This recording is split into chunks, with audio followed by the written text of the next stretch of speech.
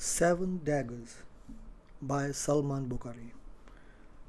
Hundreds of thousands of years ago, there lived a species known as the Neanderthals.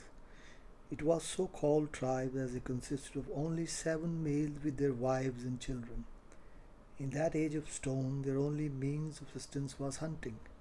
All day they accumulated stones by rubbing them into their stones for the production of tools.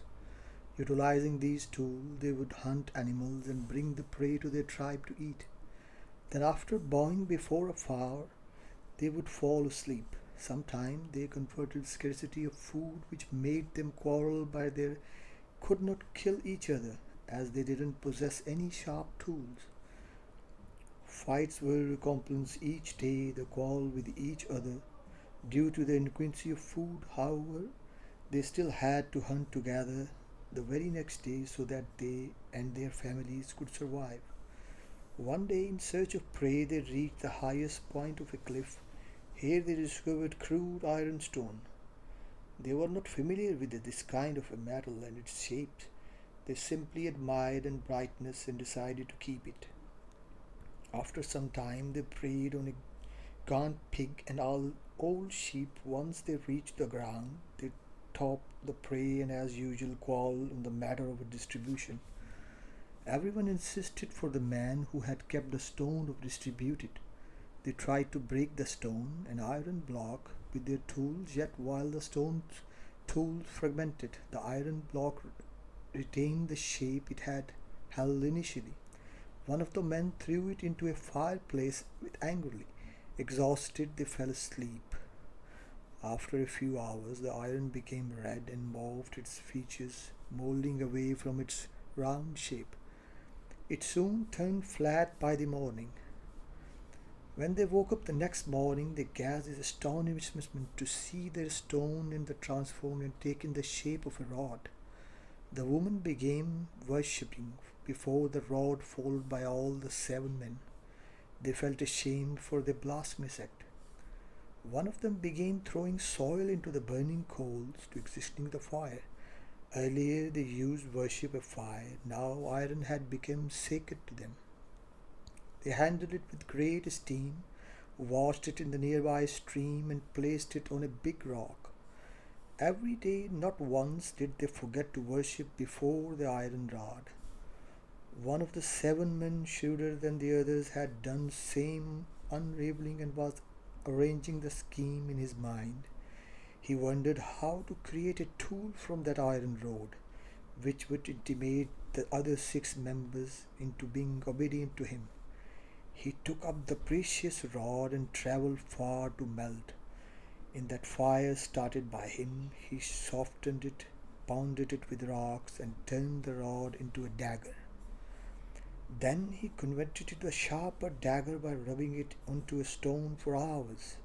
Seeing, he began jumping with the joy. He believed that he now possessed such a great power in this world that he could destroy any fellow man or animal he desired. Heartiness surged in him. He moved the dagger left and right to gain proficiency in using it. He longed to drive the weapon into someone's heart.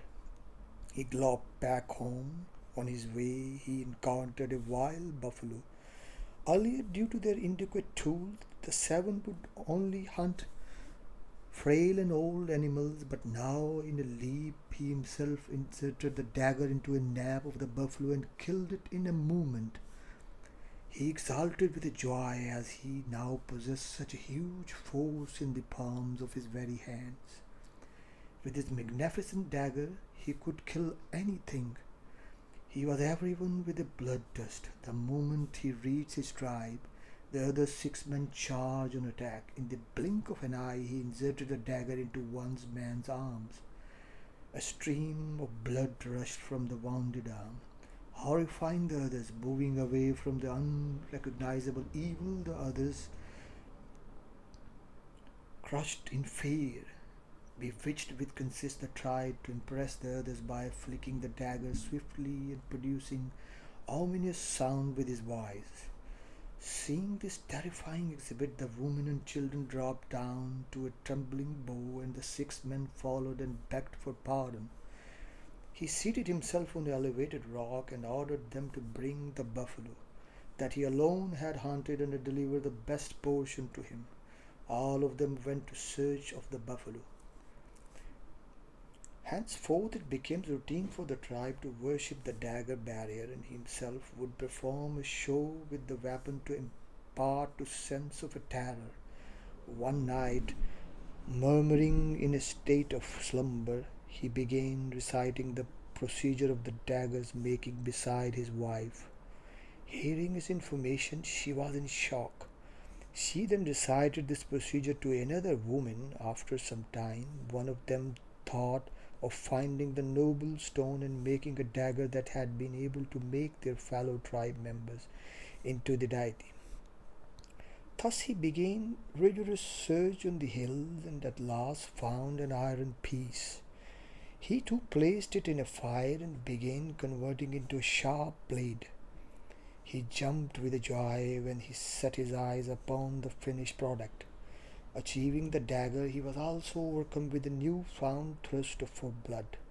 Soon he reached the tribe where all 5 other men had been worshipping the deity seated tall with his dagger. And the newcomer entered the scene. The tribe started to bewilderment in the display of another man flipping his very own dagger. Watching this, they sat down slightly, however, for the man very own dagger, the other man seated with his dagger, who had begun to think of himself to be true spiritual being, had been examining his demonstrations and became furiously angry. He attacked him with his dagger from behind, because of which his opponent fell down. Then he immediately slashed off the 3 fingers of his foot. The scenario frightened everyone and the fight ended. Thus his second dagger holder achieved the status of a smaller deity. Though he had lost 3 of his toes, still owned a dagger, and his intentions were malicious. Now all of the remaining 5 men started making efforts to attain the same fortune that could make them powerful. Meanwhile, the superior deity decided to increase his power by getting larger, sharper dagger. He had concealed the leftovers of the valuable iron into the ground. He brought out that iron, and melting it along with his dagger, succeeded in making mighty sword. The sword once again incited this thirst for blood. In a display of arrogance, he went to slaughter several innocent animals, women, and children. Through this he became symbol of terror. After his event, everyone even more desperately forged for a sword and dagger. Some managed to get their hands in pieces of ironstone, but they were oblivious as how to transform these pieces into a dagger or sword. Bloodshed was intolerable for the wife of the big deity. She disclosed the secrets of dagger making and how iron could be melted and then converted back into a solid structure. Gradually everyone acquired the secrets, and in the next few years all 7 men owned sword and daggers.